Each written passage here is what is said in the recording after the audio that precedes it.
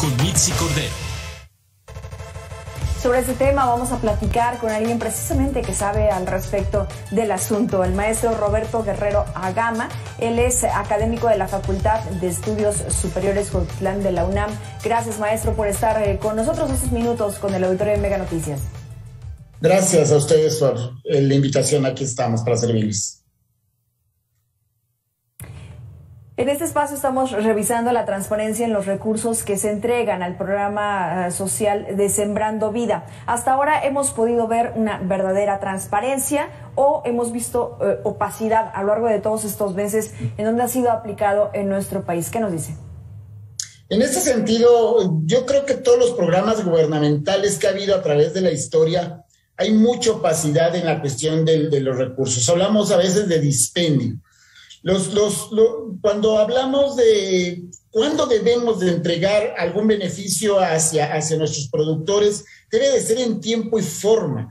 Y ese es aquí donde las situaciones que prevalecen en el país son completamente diferentes entre el sur, entre el norte, entre el centro del país, entre el este o el oeste.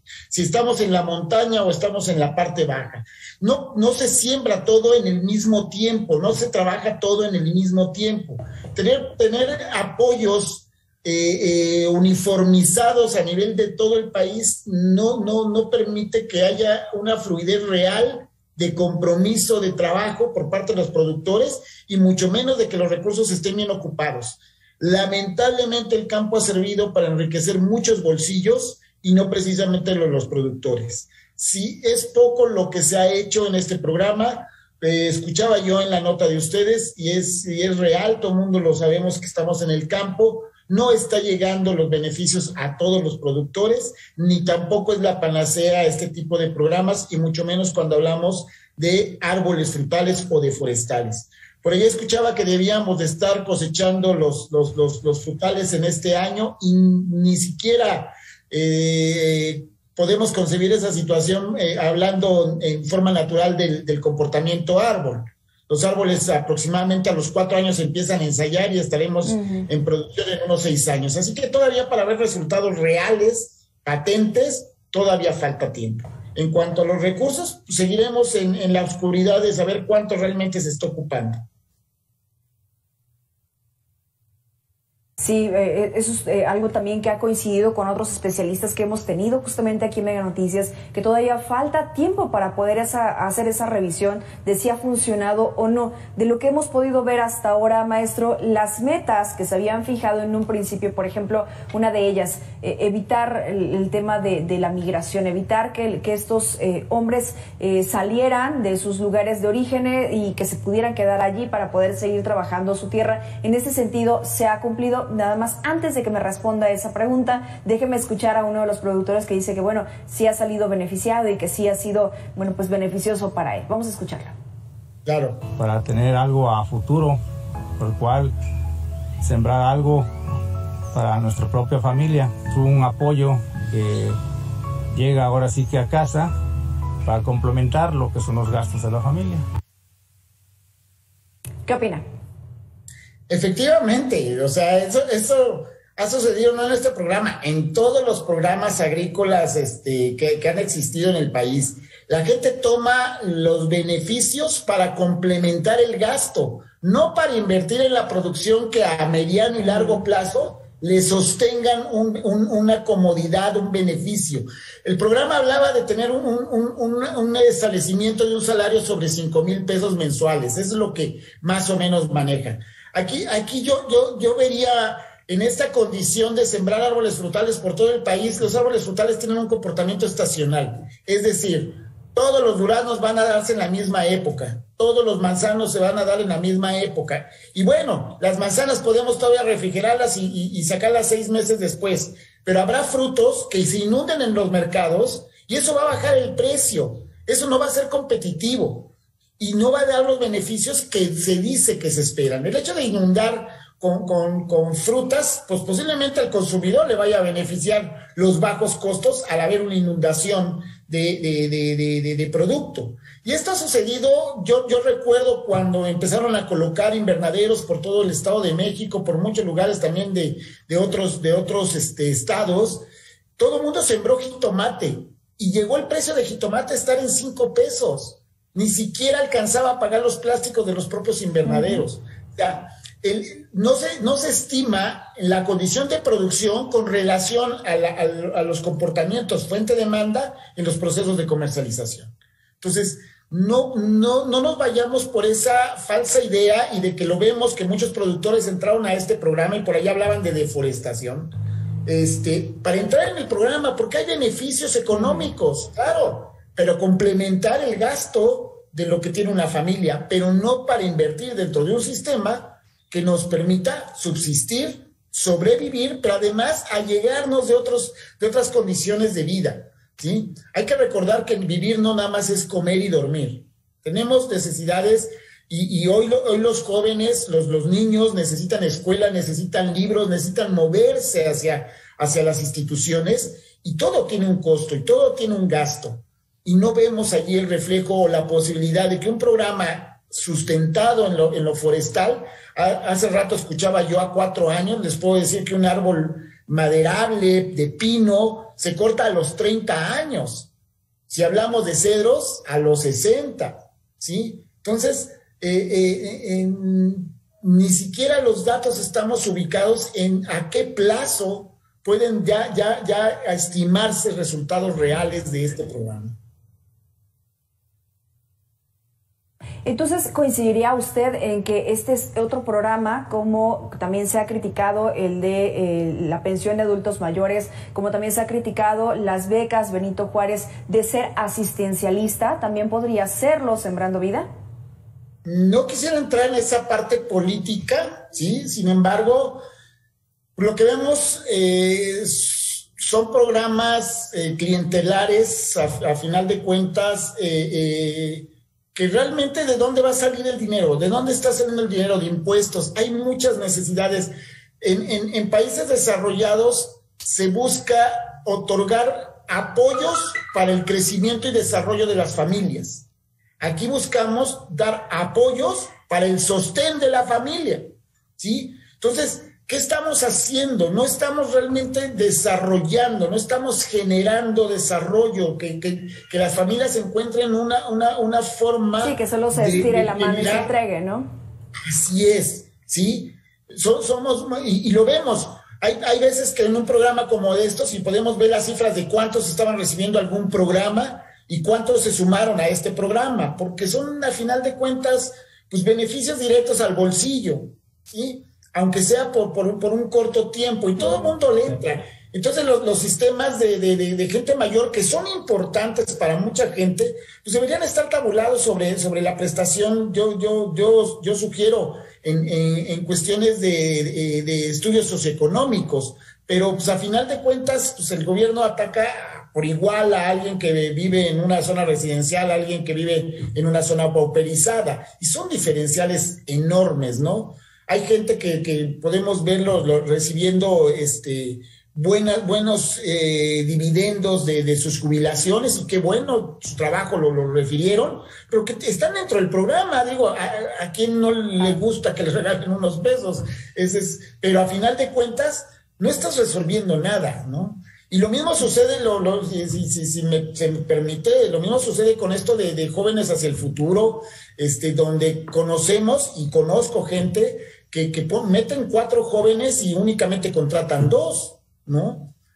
¿Y quién está vigilando realmente que los dineros se estén ocupando precisamente para el desarrollo de las familias? Y esto ocasiona de que los migrantes se vayan con ese sueño supuesto americano, donde creen que por llegar a un país la vida va a ser diferente, ¿no?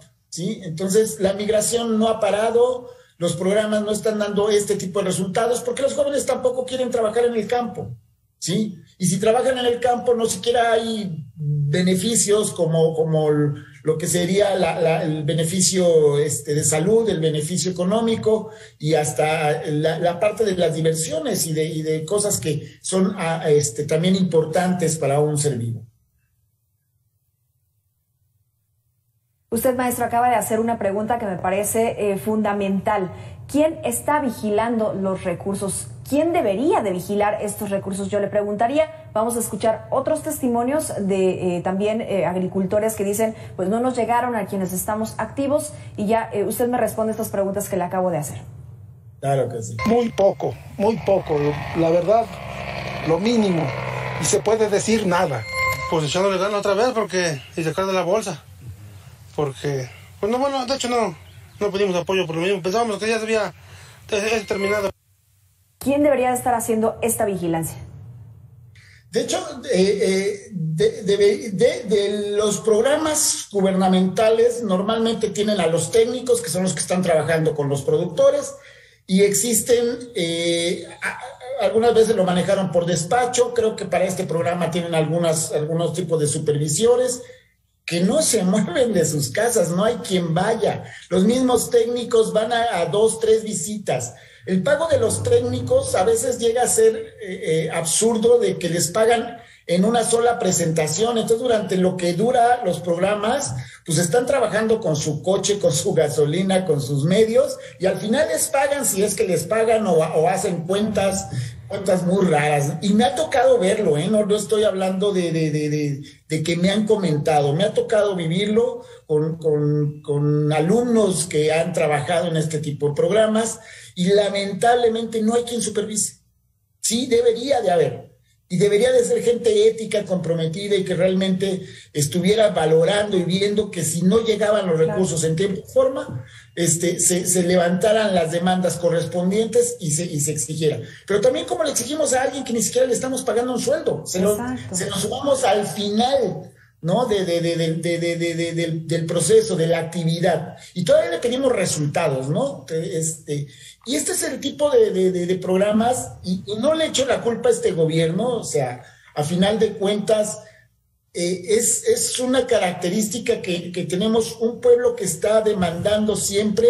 Si le damos, va a querer más, y es muy fácil estirar la mano y recoger el dinero, pero también debería de ser no tan fácil, pero sí de mucho esfuerzo, trabajar en el campo y desarrollar el campo, viendo que se apliquen los paquetes tecnológicos, cuidando en forma regional, buscando alternativas orgánicas a niveles regionales, y no que un productor tenga la intención de cuidar el ambiente y el de junto esté aplicando una gran cantidad de químicos. Entonces, hay mucha falta de organización. Eso es una cuestión vital, y esto podría ayudar muchísimo si tuviéramos esa condición de trabajo comuna, del trabajo donde todos participáramos, donde todos recibiéramos en situaciones similares, y que no quedara únicamente en el poder comer y en el poder dormir, sino que realmente pudiera construir una casa, que realmente tuviera esos beneficios o enseres que buscamos tener en casa, y que nuestros hijos tuvieran las oportunidades tanto de estudio como de progreso en sus lugares de origen. O sea, hay mucho por hacer, pero mientras sigamos descuidando y mientras sigamos con promesas, no vamos a avanzar. Sí, justamente dentro de los mismos objetivos de este programa, que además ayer platicábamos con uno también de los productores, que nos decía, es uno de los programas más benevolentes, más buenos que ha propuesto el gobierno federal, porque lo que busca es generar justamente esto, ¿no? El bienestar para las familias. Pero ¿qué tanto se puede llegar a lograr eso? Y también otra de las cosas que se ha querido decir el gobierno federal, que se pretende hacer en un mediano y largo plazo, la autosuficiencia alimentaria. ¿Se podrá llegar a esa meta, maestro? Hay que entender una situación. Nosotros tenemos un país lleno de montañas, ¿sí? Los básicos son cultivos que requieren muchísimo alimento, requieren suelos muy bien nutridos, de muy buenas características. El hecho de sembrar en laderas, y lo podemos ver cuando vamos de paseo, cómo están los cerros sembrados con estos granos básicos, pues cuando los quitamos, perdemos suelo, el suelo se arrastra y se va para abajo, y cada vez tenemos suelos mucho más delgados, y esos tienen menos productividad. La productividad en sistemas de riego llegan arriba de las 11 toneladas por hectárea de maíz. En zonas de trópico llegamos a tener 750 kilogramos por hectárea, ¿sí? Esta diferencial, si viéramos un país con riego, para empezar estamos hablando de un 30% de la superficie agrícola bajo riego. Todo lo demás es temporal, ¿sí? Y ahora, si viéramos esas condiciones en todo el país, pues estaríamos hablando de jauja, ¿sí? Estaríamos hablando de una condición que todos tuviéramos riqueza. No podemos sembrar todo el país de maíz, porque nuestros suelos, nuestras condiciones climáticas, nuestras tradiciones son diferentes, ¿sí? Y lo vemos, en el norte tienen producciones muy elevadas y por ahí anda industrias para la tortilla, ¿no? En el sur, pues es de autoconsumo. Y aún así, el déficit de tortilla, y nada más por hablar de tortilla, es muy elevado, ¿no? ¿Sí? No hay maíz que alcance, ni tenemos un país propio para tener producciones elevadas cuando tenemos más de 120 millones de habitantes y un consumo per cápita arriba de los 90 kilos al año de tortilla. ¿Sí? Los volúmenes de producción serían... Y eso solamente poniendo como ejemplo el maíz, mientras hay otros productos que también está siendo muy complicado, el precio de fertilizante está muy caro. ¿Qué debería de estar haciendo entonces? ¿Dónde deberían de estar enfocadas las energías por parte del gobierno federal, de los campesinos, para poder salir adelante en el campo mexicano?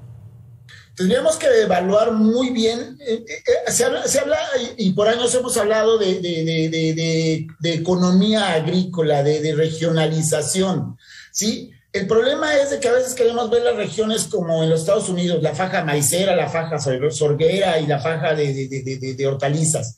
Cada lugar tiene una característica propia. No todos los lugares son para básicos, no todos los lugares son para hortalizas. Los programas deberían de estar enfocados, los apoyos, a esta regionalización. Si tú siembras este tipo de cultivo en esta zona que sabemos que es apta para X cultivo, aquí están los apoyos. Si quieres sembrar otra cosa, no te apoyo. Eso nos permitiría que las zonas realmente cumplieran esa función de las características edáficas o de suelo y climáticas de cada uno de los lugares. Hay que recordar, y lo podemos ver en la misma Ciudad de México, ¿no? Vamos al norte y ese mismo día nos trasladamos al sur y las condiciones de viento, de temperatura son diferentes. Así es nuestro México. Entonces, cada lugar puede tener una cierta potencialidad. Nos vamos al Bajío. El Bajío se le llamó en un momento el granero de México. Hoy está entre hortalizas y básicos, ¿sí? Y tenemos producciones enormes de lechugas por ahí porque se dan muy bien. Cuando tenemos una zona muy importante que podría ser para granos, ¿sí? Entonces, ese tipo de situaciones de ver dónde está la riqueza y cuáles son los suelos más fecundos para un cierto cultivo, pues podemos hacer los estudios y podemos apoyar precisamente a las familias campesinas en esa necesidad, ¿sí? Tenemos que pensar en esa parte comercial. Exactamente. Donde si un productor está en la Sierra Norte de Puebla y allí se da mamey y se dan productos exóticos, pues nos llevemos a esa condición de producción en esa zona y que pueda adquirir maíz en las zonas donde se pueda producir en grandes volúmenes, ¿sí? O sea, yo creo que eso sería una riqueza enorme, pero bueno, es un punto de vista personal. Por supuesto, sí, hacer una verdadera revisión, un verdadero análisis de lo que cada zona puede aportar y seguramente vamos a hacer algo mucho más grande de lo que se ha tenido hasta ahora. Maestro Roberto Guerrero, lamentablemente se nos ha comido el tiempo, pero siempre es un gusto poder platicar con usted y poder hacer esas aportaciones que ojalá quienes toman decisiones en nuestro país lo tomen en cuenta. Gracias. Gracias, Mitzi, estamos para servirles. Gracias. Muchísimas gracias a usted, académico de la Facultad de Estudios Superiores Cuautitlán de la UNAM. Vamos a la pausa, pero regresamos con más en Mega Noticias, no se vayan.